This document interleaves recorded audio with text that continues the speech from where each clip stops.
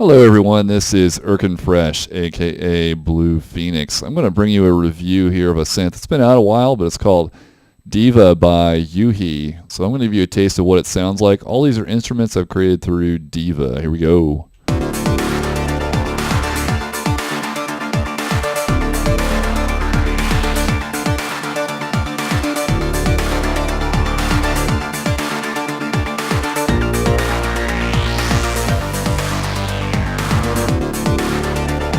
So yes, each of these are by Diva. I will explain why they're frozen here as I go through this, but I'm going to unfreeze them one at a time, kind of show you what's going on with Diva here.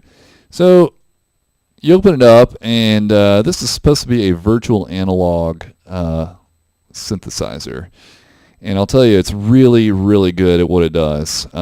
Just really fast, like GUI-wise, you can make the thing smaller or bigger to fit your monitor. So that's a pretty handy feature that comes with all the Uhbie synths now. I want to see if I can get everything on here at 100%. But basically in this patch, well, let's just go with the signal flow here. So you start off, you can pick your oscillators here between triple, dual, DCO, eco, and digital. And if I go through, let's say I switch this up. Well, the dual VCO has basically two oscillators. You can pick. You can turn like I could do a triangle. Do that triangle bass. You can turn on noise. You got a sync button here. You can detune the two VCOs. You've also got, you can undo, and it's got a pretty hefty undo buffer. And you can set the octave here. It looks like the detune between the two VCOs as well. You have a pulse width modulator, so if you select the PWM oscillator, this will adjust the pulse width. Obviously that doesn't sound great, but what I did was I put a slow LFO on that, so that over time it just kind of changes the pulse width, I should say. You can also have your envelope here. Envelope 2 is modifying the pitch. It's kind of giving it a little bit of a bite there at the beginning.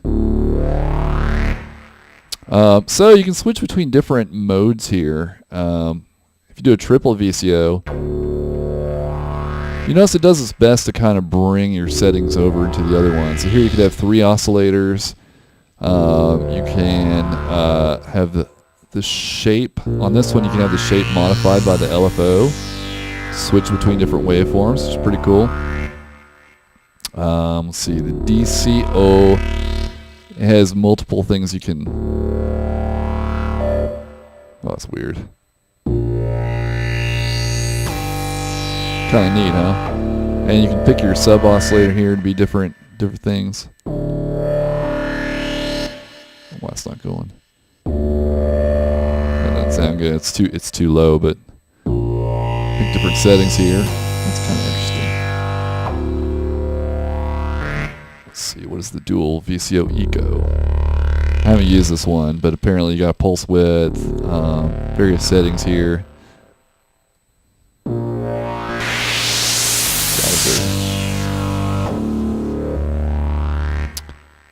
And then the digital has quite a few options here as well.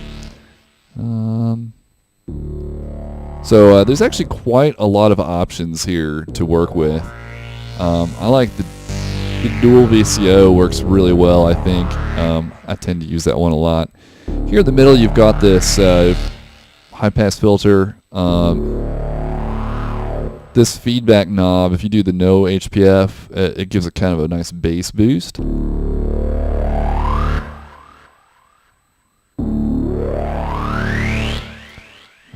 Not really a bass boost, is it?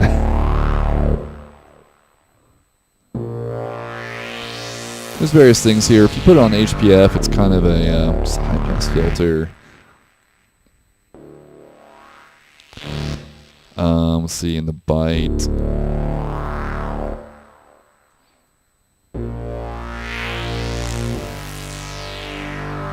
So there's a lot of features there as well. I just left it on feedback for this particular patch. When you get to the filter here, there's a lot of choices here as well. I tend to enjoy the ladder sound quite a bit, but it's got your basic cutoff and emphasis. I've modulated the cutoff here, but you can get some pretty distorted sounds right out of Diva with this emphasis knob.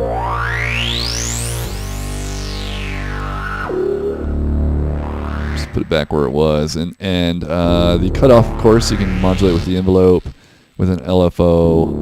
You can actually change these inputs to other things, like if you wanted the mod wheel to change the cutoff, you can do that. I've just drew a modulation line directly in here just to twist the knob for me. Envelopes, you get other choices here as well.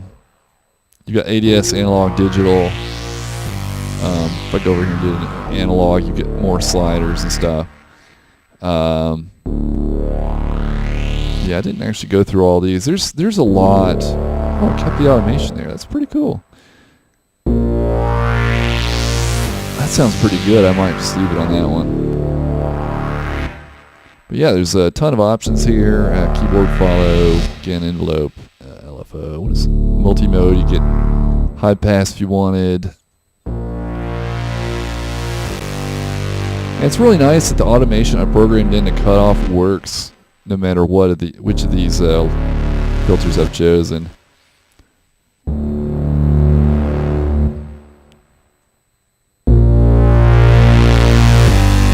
you get some pretty wicked sounds out of this thing. I'm probably going to go back to Cascade. I like that one.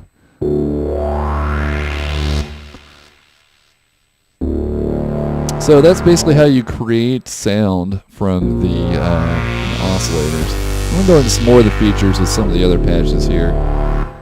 Let's try, let's go to the pads. I need to unfreeze these. So I am running this through a Camel space to do the gating effect. Rest in peace, Camel, but I'll turn that off for now. And you can see I'm using the dual VCO again with some saws, and with the envelope too, I'm controlling the cutoff here and just kind of swelling it up and down. What you can get into though, you can actually stack more voices. So the default here is 1. You actually only get 1 oscillator per each of those, and you can go all the way up to 6. I don't recommend it. Your CPU will crash. It won't crash, but 4 gives me a pretty good sound here. So you can change the stack. Now if you go over to the trimmers tab, you'll notice that every time a chord hits, these lights light up. There's 3 notes times 4 voices is going to be 12. So 12 of these light up. What happens is you've got these knobs here. You're actually detuning each oscillator. You only need the top 2 for a dual, but this is detuning each of the oscillators. And I tend to just twist those at random, and you can adjust the detune, like the global detune amount here. So that's really cool because every time your chord hits, it's going to use a slightly different detuning and give it a much more kind of random characteristic to it. You got different variances you can somehow turn on. I don't know. These lights never stay on, so I'm not sure what that is. Of course, very important. You can change your LED color here. I'm not entirely sure what reset phase does. Stack tune. I think you could have each of these voices will have a different tuning. Yeah.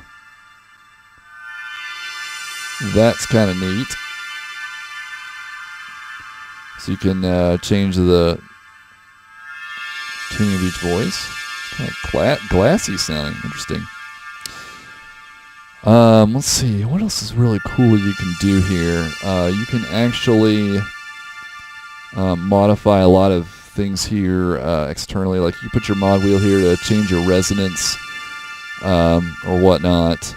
You've also got an effects section. So you've got a chorus, phaser, plate reverb, a delay, and this rotary guy, which I think is some kind of a chorusy effect. But I will say the reverb and the delay on here are excellent. They're great. You've also got a lot of options here for your LFOs. You get two LFOs, and that's about it. There's a scope here and a patch thingy here, patch browser.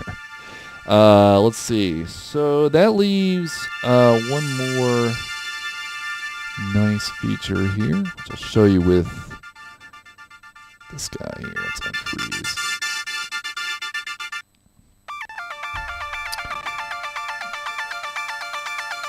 And I'm actually going to turn this clip off for now.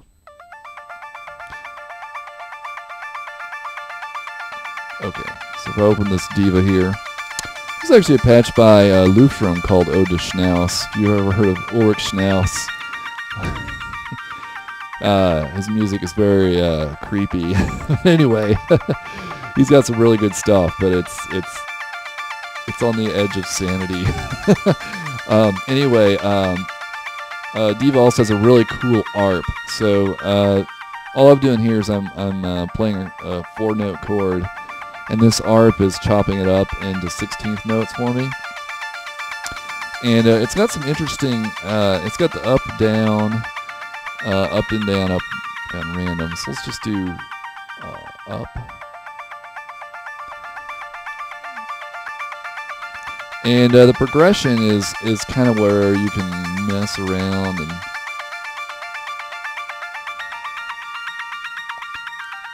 try leap. Some of these might only matter if you have octaves set. So if you go to 2 octaves, there you go. So the leap is da da da da da da da. It's hard to tell with these on.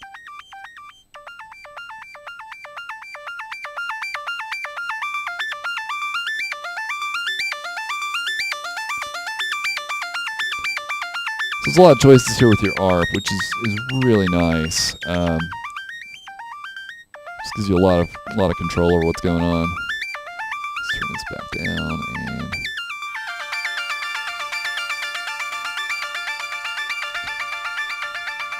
all right, everything back together. Now, get bold and adventurous and turn everything back on.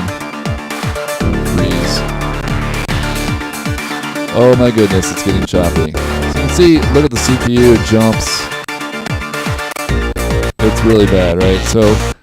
So I can go in here and I can change my buffer size to the max on my output. That didn't seem to help. So you can kind of alleviate this in Diva. There's an accuracy down here. It says great for the sub bass. Let's just turn everything else off for now, and I'll show what that does.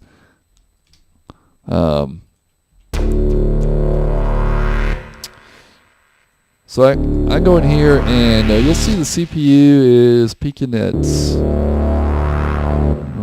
10% or so. So I hit draft. It seems worse. 7% maybe. It's getting to about 7%. It's a little bit lighter. But you'll notice, especially on that last note where where this kicks way up, it's going to sound different. I'll show you that.